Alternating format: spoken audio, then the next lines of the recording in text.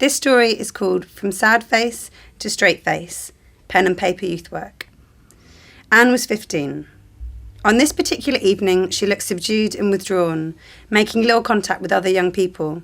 Something was clearly affecting her, but her shrug suggested she didn't want to talk. It was a dismissal of both Grace, the youth worker, and the topic. During the evening, Grace created an opportunity for sitting next to Anne. Rather than talking, she passed her a note asking her if she was okay. Anne responded back by writing a note saying she was feeling down and that things weren't well at home, that she was really struggling.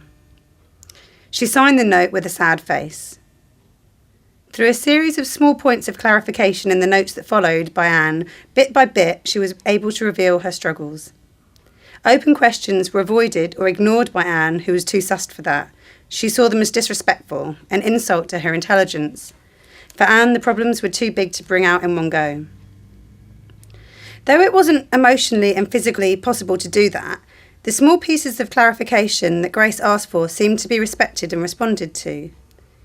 Grace used the clarifications to show she was interested, that she cared, and both as a youth worker but also maybe as a parent herself, that she even understood a little bit of what was happening to Anne.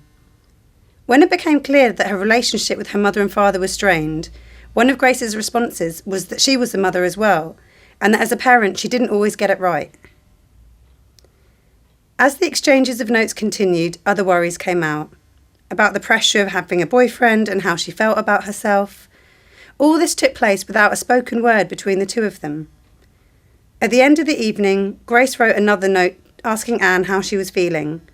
Her response was to draw a straight face, an improvement on the sad face of when she started.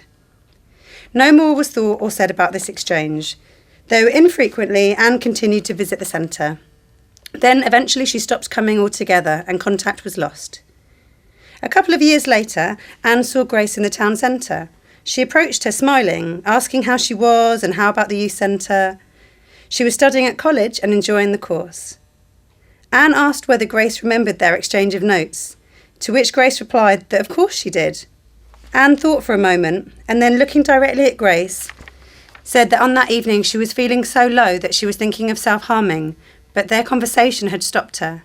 She said thank you, and see ya.